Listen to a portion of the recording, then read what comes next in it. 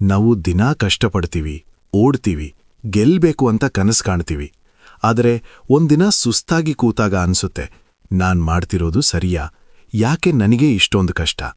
ಈ ಪ್ರಶ್ನೆ ನಿಮ್ಗಷ್ಟೇ ಅಲ್ಲ, ಅಂದು ಕುರುಕ್ಷೇತ್ರದ ಮೈದಾನದಲ್ಲಿ ನಿಂತಿದ್ದ ವೀರ ಅರ್ಜುನನಿಗೂ ಕಾಡಿತ್ತು. ಗಾಂಡೀವ ಹಿಡಿಬೇಕಿದ್ದ ಕೈಗಳು ನಡುಗ್ತಿದ್ದವು. ಅಂದು ಕೃಷ್ಣ ಅರ್ಜುನನಿಗೆ ಹೇಳಿದ ಮಾತುಗಳು ಕೇವಲ ಯುದ್ಧಕ್ಕಲ್ಲ, ಅದು ನಿಮ್ಮ ಇಂದಿನ ಜೀವನಕ್ಕೆ. ನಾವು ಮಾಡುವ ಅರ್ಧದಷ್ಟು ಕೆಲಸಗಳು ಫೇಲಾಗೋದು ಕೆಲಸದ ತಪ್ಪಿನಿಂದಲ್ಲ, ನಮ್ಮ ಯೋಚನೆಯಿಂದ. ನಾನು ಪಾಸ್ ಆಗ್ತೀನಾ? ಜನ ಏನಂತಾರೆ? ದುಡ್ಡು ಬರುತ್ತಾ? ಕೃಷ್ಣ ಹೇಳಿದ್ದು ಇದನ್ನೇ, ಕರ್ಮಣ್ಯೇವಾಧಿಕಾರಸ್ತೆ ಮಾ ಫಲೇಷು ಕದಾಚನ. ಇದರ ಅರ್ಥ ಸಿಂಪಲ್. ನಿಮ್ಮ ಫೋಕಸ್ ಕೆಲಸದ ಮೇಲಿರಲಿ, ರಿಸಲ್ಟ್ ಮೇಲಲ್ಲ. ನೀವು ರಿಸಲ್ಟ್ ಬಗ್ಗೆ ಯೋಚಿಸಿದಾಗ ಆತಂಕ, ಆಂಗ್ಸೈಟಿ ಹುಟ್ಟುತ್ತೆ. ಕೆಲಸದ ಬಗ್ಗೆ ಯೋಚಿಸಿದಾಗ ಕೌಶಲ್ಯ, ಸ್ಕಿಲ್ ಬೆಳೆಯುತ್ತೆ. ಫಲಿತಾಂಶದ ಗುಲಾಮರಾಗಬೇಡಿ, ನಿಮ್ಮ ಕೆಲಸದ ಯಜಮಾನರಾಗಿ. ನಿಮಗೆ ಯಾವುದೋ ಒಂದು ದೊಡ್ಡ ನಷ್ಟ ಆಗಿದೆಯಾ? ಯಾರೋ ನಿಮ್ಮನ್ನು ಬಿಟ್ಟು ಹೋಗಿದ್ದಾರಾ?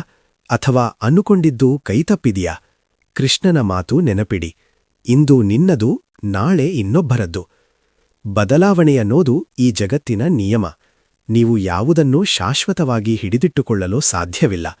ನಷ್ಟ ಆದಾಗ ಅಳಬೇಡಿ, ಗೆದ್ದಾಗ ಬೀಗಬೇಡಿ. ಯಾಕಂದ್ರೆ ಈ ಎರಡೂ ಸ್ಥಿತಿಗಳು ಬಹಳ ಕಾಲ ಇರೋದಿಲ್ಲ. ಬದಲಾವಣೆಯನ್ನು ಒಪ್ಪಿಕೊಂಡವನು ಮಾತ್ರ ಜೀವನದಲ್ಲಿ ಶಾಂತವಾಗಿರಲು ಸಾಧ್ಯ. ಕೃಷ್ಣ ಹೇಳ್ತಾನೆ, ನಿಮ್ಮ ಮನಸ್ಸೇ ನಿಮ್ಮ ಅತಿದೊಡ್ಡ ಶತ್ರು ಮತ್ತು ನಿಮ್ಮ ಮನಸ್ಸೇ ನಿಮ್ಮ ಅತ್ಯುತ್ತಮ ಗೆಳೆಯ. ನೀವು ನಿಮ್ಮ ಮನಸ್ಸನ್ನ ಕಂಟ್ರೋಲ್ ಮಾಡಿದ್ರೆ ನೀವು ರಾಜ, ಇಲ್ಲದಿದ್ರೆ ನೀವು ನಿಮ್ಮ ಆಲೋಚನೆಗಳ ಕೈಗೊಂಬೆ. ಹೊರಗಿನ ಶತ್ರುಗಳನ್ನ ಗೆಲ್ಲುವುದು ಸುಲಭ, ಆದ್ರೆ ನಿಮ್ಮ ಸೋಮಾರಿತನ, ಅಸೂಯೆ ಮತ್ತು ಭಯವನ್ನ ಗೆಲ್ಲುವುದು ನಿಜವಾದ ವಿಜಯ. ದಿನಕ್ಕೆ ಒಂದು ಸಣ್ಣ ಬದಲಾವಣೆ ಮಾಡಿ, ಅದೇ ನಿಮ್ಮ ವಿಶ್ವರೂಪ ದರ್ಶನಕ್ಕೆ ಮೊದಲ ಹೆಜ್ಜೆ. ಕೃಷ್ಣ ಅರ್ಜುನನಿಗೆ ಯುದ್ಧ ಮಾಡಬೇಡ ಅನ್ನಲ್ಲ, ಪಲಾಯನ ಮಾಡಬೇಡ ಅಂದ. ಜೀವನ ಅನ್ನೋದು ಹೂವಿನ ಹಾಸಿಗೆಯಲ್ಲ, ಅದೊಂದು ಸಂಘರ್ಷ. ಓಡಿ ಹೋಗೋದು ಸುಲಭ, ಆದರೆ ನಿಂತು ಹೋರಾಡೋದು ಧರ್ಮ. ನೀವು ಯಾವ ಕೆಲಸದಲ್ಲಿದ್ರೂ ಅದನ್ನು ಪೂಜೆಯಂತ ಭಾವಿಸಿ ಮಾಡಿ. ನೀವು ಮಾಡುವ ಕೆಲಸದಲ್ಲಿ ದೈವತ್ವ ಕಾಣಲಿ. ಯಾರು ತನ್ನ ಕರ್ತವ್ಯವನ್ನ ಪ್ರಾಮಾಣಿಕವಾಗಿ ಮಾಡ್ತಾರೋ ಅವರಿಗೆ ಕೃಷ್ಣನ ಬೆಂಬಲ ಸದಾ ಇರತ್ತೆ. ಕೊನೆಯದಾಗಿ ಒಂದು ಮಾತು, ನೀವು ಎಷ್ಟೇ ಕತ್ತಲೆಯಲ್ಲಿದ್ದರೂ, ದಾರಿ ಕಾಣದೆ ತಡಕಾಡುತ್ತಿದ್ದರೂ ನೆನಪಿರಲಿ, ನಿಮ್ಮ ಸಾರಥಿಯಾಗಿ ಕೃಷ್ಣ ಸದಾ ಸಿದ್ಧನಿದ್ದಾನೆ. ನೀವು ಮಾಡಬೇಕಿರೋದು ಇಷ್ಟೇ, ನಂಬಿಕೆಯನ್ನಿಡಿ ಮತ್ತು ಪ್ರಯತ್ನಪಡಿ. ಕೃಷ್ಣ ಹೇಳುತ್ತಾನೆ, ಎಲ್ಲವನ್ನೂ ನನಗೆ ಒಪ್ಪಿಸು, ನಾನು ನಿನ್ನನ್ನು ಕಾಪಾಡುತ್ತೇನೆ. ಭಯ ಬಿಡಿ, ಭರವಸೆ ಇಡಿ, ಮುಗುಳ್ನಗುತ್ತಾ ಮುನ್ನಡೆಯಿರಿ. ಜೈ ಶ್ರೀಕೃಷ್ಣ. ಸ್ನೇಹಿತರೆ, ನೀವೆಂದಾದ್ರೂ ಅಂದುಕೊಂಡಿದ್ದೀರಾ, ನಾನು ಎಲ್ಲವನ್ನೂ ಸರಿಯಾಗಿಯೇ ಮಾಡ್ತಿದ್ದೀನಿ, ಆದರೂ ಯಾಕೆ ನನಗೆ ಇಷ್ಟೊಂದು ನೋವು ಅಂತ? ಅರ್ಜುನನಿಗೂ ಹಾಗೆಯೇ ಅನಿಸಿತ್ತು. ಕಣ್ಣು ಮುಂದೆ ತನ್ನವರೇ ಶತ್ರುಗಳಾಗಿ ನಿಂತಾಗ ಅವನ ಕೈಲಿದ್ದ ಗಾಂಡೀವ ಜಾರಿ ಕೆಳಗೆ ಬಿತ್ತು.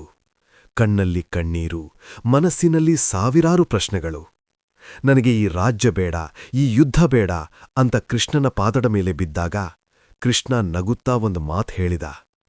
ಆ ಮಾತು ಕೇವಲ ಅರ್ಜುನನಿಗಲ್ಲ, ಸೋತು ಕುಳಿತಿರುವ ಪ್ರತಿಯೊಬ್ಬ ಮನುಷ್ಯನಿಗೆ. ಕರ್ಮ ಮತ್ತು ಫಲದ ನಡುವಿನ ವ್ಯತ್ಯಾಸ.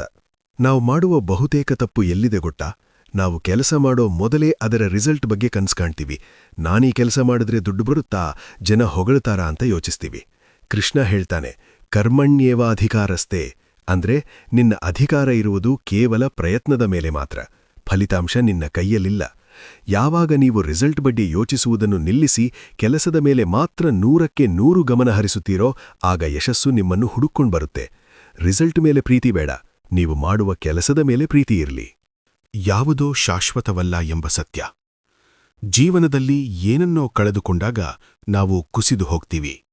ಆದರೆ ಕೃಷ್ಣ ಕೇಳ್ತಾನೆ, ನೀನು ಏನನ್ನು ತಂದಿದ್ದೆ ಕಳೆದುಕೊಳ್ಳಲು? ಇಂದು ನಿನಗೆ ತುಂಬಾ ಪ್ರಿಯವಾದ ವಸ್ತು ನಾಳೆ ಇನ್ನೊಬ್ಬರದಾಗಬಹುದು. ಹಳೆಯ ಬಟ್ಟೆಯನ್ನು ಎಸೆದು ಹೊಸ ಬಟ್ಟೆ ಧರಿಸುವಂತೆ ಆತ್ಮವು ದೇಹವನ್ನು ಬದಲಾಯಿಸುತ್ತದೆ. ಹಾಗೆಯೇ ಕಷ್ಟದ ಕಾಲ ಕಳೆದ ಮೇಲೆ ಸುಖದ ಕಾಲ ಬಂದೇ ಬರುತ್ತೆ. ಬದಲಾವಣೆಯನ್ನು ಭಯದಿಂದ ನೋಡಬೇಡಿ, ಅದನ್ನು ಸ್ವಾಗತಿಸಿ. ಯಾಕಂದ್ರೆ ಬದಲಾವಣೆಯೇ ಪ್ರಗತಿಯ ಮೊದಲ ಹೆಜ್ಜೆ. ಓವರ್ ಥಿಂಕಿಂಗ್ ಮತ್ತು ನೆಗೆಟಿವಿಟಿ. ನಮ್ಮ ಅತಿದೊಡ್ಡ ಶತ್ರು ಯಾರು ಗೊತ್ತಾ? ಬೇರೆಯವರಲ್ಲ, ನಮ್ಮ ಆಲೋಚನೆಗಳು. ನನ್ನಿಂದ ಆಗಲ್ಲ, ನಾನು ಅದೃಷ್ಟವಂತನಲ್ಲ ಎನ್ನುವ ನೆಗೆಟಿವ್ ಮಾತುಗಳೇ ನಮ್ಮನ್ನು ಸೋಲಿಸುತ್ತವೆ. ಕೃಷ್ಣ ಹೇಳಿದಂತೆ ಮನಸ್ಸನ್ನು ಗೆದ್ದವನಿಗೆ ಈ ಜಗತ್ತೇ ಗೆದ್ದಂತೆ. ಮನಸ್ಸನ್ನು ಕಂಟ್ರೋಲ್ ಮಾಡುವುದು ಸುಲಭವಲ್ಲ, ಆದರೆ ಅಭ್ಯಾಸದಿಂದ ಇದು ಸಾಧ್ಯ. ದಿನಕ್ಕೆ 10 ನಿಮಿಷ ಮೌನವಾಗಿ ಕುಳಿತು ನಿಮ್ಮೊಳಗೆ ನೀವೇ ಮಾತಾಡಿ. ನಿಮ್ಮನ್ನು ನೀವು ನಂಬದಿದ್ರೆ ಈ ಜಗತ್ತು ನಿಮ್ಮನ್ನು ಹೇಗೆ ನಂಬುತ್ತೆ? ಸರೆಂಡರ್ ಮತ್ತು ಕಾನ್ಫಿಡೆನ್ಸ್. ಕೊನೆಯದಾಗಿ ಕೃಷ್ಣ ಕೊಡುವ ಅತಿದೊಡ್ಡ ಭರವಸೆ ಅಂದ್ರೆ ಸರ್ವಧರ್ಮಾನ್ ಪರಿತ್ಯಜ್ಯ ಮಾಮೇಕಂ ಶರಣಂ ವ್ರಜ, ಅಂದ್ರೆ ಎಲ್ಲವನ್ನೂ ನನಗೆ ಒಪ್ಪಿಸಿಬಿಡು, ನೀನು ನಿನ್ನ ಕೆಲಸವನ್ನು ಪ್ರಾಮಾಣಿಕವಾಗಿ ಮಾಡು, ಉಳಿದಿದ್ದನ್ನು ನಾನು ನೋಡಿಕೊಳ್ಳುತ್ತೇನೆ. ಕತ್ತಲೆಯಲ್ಲಿ ನಡೆಯುವಾಗ ದಾರಿ ಕಾಣದಿದ್ದರೂ ದೀಪ ಹಿಡಿದವನ ಮೇಲೆ ನಂಬಿಕೆ ಇರುತ್ತಲ್ಲ, ಹಾಗೆಯೇ ಜೀವನದ ದಾರಿಯಲ್ಲಿ ನಿಮ್ಮ ಕೈ ಹಿಡಿದು ನಡೆಸಲು ಆ ಕೃಷ್ಣ ಸದಾ ಸಿದ್ಧನಿದ್ದಾನೆ. ನೀವು ಒಬ್ಬಂಟಿಯಲ್ಲ ಎನ್ನುವ ಧೈರ್ಯವೇ ನಿಮ್ಮನ್ನು ಗೆಲ್ಲಿಸುತ್ತದೆ. ಕರೆ ಮತ್ತು ಸ್ಫೂರ್ತಿ. ಈಗ ಎದ್ದು ನಿಲ್ಲಿ, ನಿಮ್ಮ ಕಣ್ಣೀರು ಒರೆಸಿಕೊಳ್ಳಿ, ನಿಮ್ಮ ಮುಂದಿರುವ ಸಣ್ಣಪುಟ್ಟ ಕಷ್ಟಗಳಿಗೆ ಹೆದರಬೇಡಿ. ಕೃಷ್ಣ ಹೇಳಿದಂತೆ ನಿಮ್ಮ ಕರ್ತವ್ಯವನ್ನು ಅತಿ ಹೆಚ್ಚಿನ ಪ್ರೀತಿಯಿಂದ ಮಾಡಿ. ಗೆಲುವು ನಿಮ್ಮದಾಗಲಿ.